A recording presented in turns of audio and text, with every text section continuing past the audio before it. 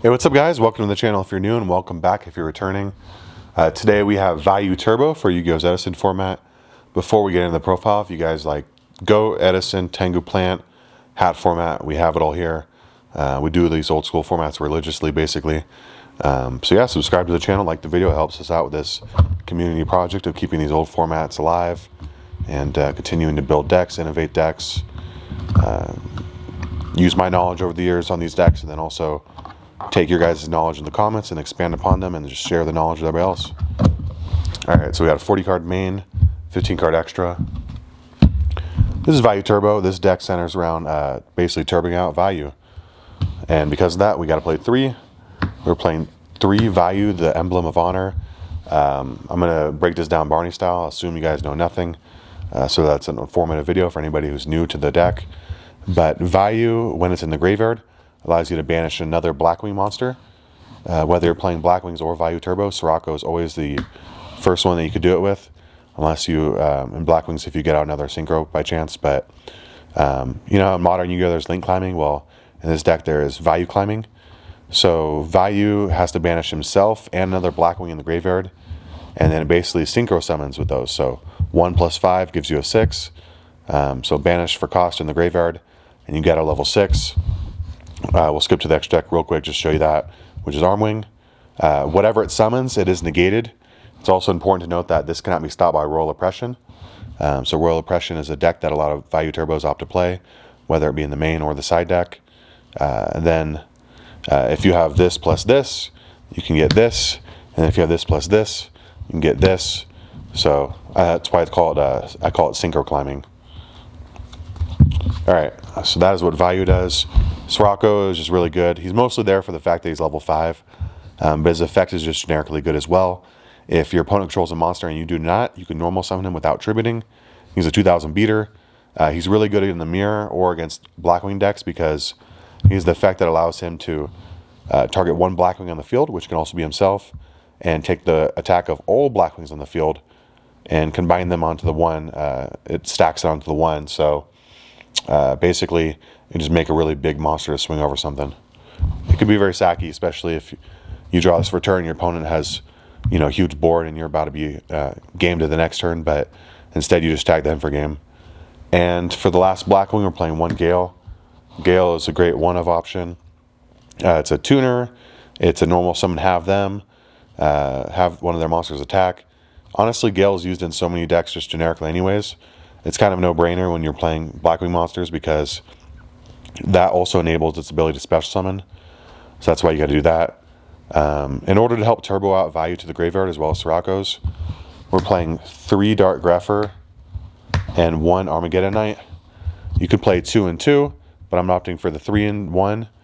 I also play the 1 Rhoda, so I'm technically playing 4 and 2. So the ratios aren't too bad regardless. So that they both have their upsides and downsides. But I think Grepher's upside is let's put it this way, it exceeds its downside. And its downside is the fact that you have to have a dark in hand to discard, whereas Armageddon Knight's upside is literally the counter of that, meaning that you don't have to have anything in hand, because on summon he just dumps regardless. He dumps a dark from deck to graveyard, which is good, right?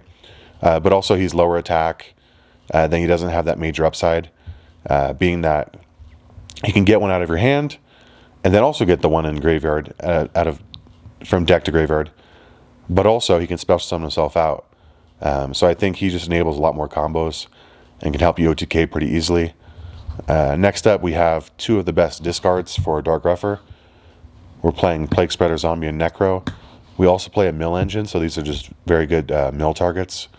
And then the Mill Engine is going to consist of Card Trooper, and then 3 Raikou, and 2 Hamster. I think this is pretty solid. This will allow you to keep pace and kind of set up your plays, and then go in for that OTK, because he'll let you draw, he'll let you pop, he'll let you stall. So I think these cards are just really good for keeping pace, because you do have to really set up your graveyard, and that doesn't happen instantaneously the whole time. Alright, next up we have the boss monsters. We have Dark Armed, Gores, those are both limited to 1. And we have double Caius. Caius is really good because We play the Hamster Raikou, so you're going to get that tribute instantly. And I do not know where this glare is coming from. Yeah, I don't know what light it is. Sorry, guys. But also should mention that these last 4 are also your ones, along with Sirocco, that can help Greffer get on the field through a special summon. He says you can discard 1 level 4 or higher dark monster to special summon this card from your hand. So these guys also enable that. Obviously, Sirocco is the best way of doing that. And typically you won't normal summon them out, but that is just always an option, which is why you got to play these guys as well. Aside from the fact that they're just busted also. Yeah, ton of synergy. And let's move on to the spells and traps. If you guys already know what all those cards do, I do apologize, but again, I wanted to break it down Barney style for people who are new to the deck, learning the deck, because this is one of the more popular decks in the format. It's important to know what they do and why you make the card choices you make. I should also mention that I'm not like playing anything super spicy, no crazy tech cards. I don't like to do that for the meta decks of the format because I don't want to steer you wrong. I like to play it more like vanilla, just consistent, like good calls, and then let you expand from there. All right, for the spells, we have 1 Charged Light Brigade. Great because it mills and then it gets add that Raikou, so it's pretty free. Because we play so many darks, you can play the Lure. Like I said, the Rhoda for those Greffers and Armageddon Knight basically expands the ratios of each because it counts as both. In a format with no Ash Blossom, Rhoda is just super free. Because we banish a lot with Vayu's effect, Necrogardna, Plague Spreader, getting Bottomless Traveled by our opponent, whatever the case may be, Dad banishing darks from our graveyard, Burial from Different Dimension is really good. It is limited to 1, so you can't play more than that. It says select up to 3 remove or play monsters and return them to their owner's graveyard. Because we play Tuners and Monarchs, Brain Control is really good. It's also good just for sacking our opponent and going for game. Heavy Storm and MST just to clear the back row and feel safe. Some generically good traps. We got Mere Force, Solemn, Torrential, Dust Shoot, and then Return's amazing in this deck. Definitely the MVP of all the traps. I don't know how many times I've OTK'd because of this card. Just insane card, limited 1. Playing the 1-dimensional prison. I was on 1 Foolish Barrel before. I just found that it was very underwhelming. I found that it didn't get me there, and when it did help, it just didn't help significantly enough.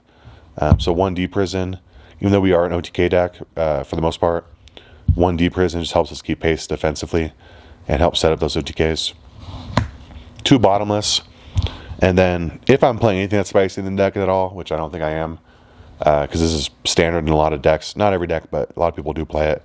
It would be this card though, Double Icarus Attack. I really like it for when you draw those values and you have to set them face down, because it can tribute them while they're face down, send it off to the graveyard and pop 2. Does make you vulnerable to things like Starlight Road, but I think the payoff on this card is really good. And then since we don't play a crazy amount of battle traps, this can double as a battle trap or offensively a way of clearing back row, clearing monsters for attacking for game. So I really like Icarus Attack. Also, last thing to mention about this, because it tributes for cost, if you put out like a Arm Wing or something, this will tribute it off the field and let you pop 2 and dodge that Bottomless Trap hole. It's important that we don't get Bottomless Trap hold, because we want to keep those in the graveyard for future values to banish them ourselves. Them banishing a Arm Wing, Armor Master, whatever it may be, is just tremendous value.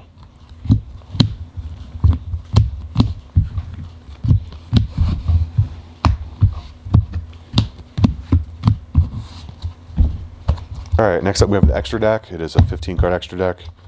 We're going to go ahead and play double Arm Wing, double Armor Master, and a single Silver Wind the Ascendant. This is really standard, just 2-2-1. Like I said, we're synchro climbing. The odds of you getting to the last one is lower than the first one, so that's why you play more of the first ones and less of the last one. 2-2-1 allows you to play 10 other cards in your extra deck, so that's why we do that. Playing the 1 Armory Arm, Catastor, Android, YUGIOH, Brionic, Black Rose, Stardust, Colossal. Because you play a lot of darks, you play Dark End Dragon, and then also pretty standard, the 1 Chimera Type Fortress Dragon. This is about as vanilla as it gets. This is the standard extra deck for almost every Vayu Turbo player. So yeah, can't go wrong here. If there's anything you guys would change about the main or the extra, please let me know and let me know why. Maybe we could expand upon it in future videos. Peace out.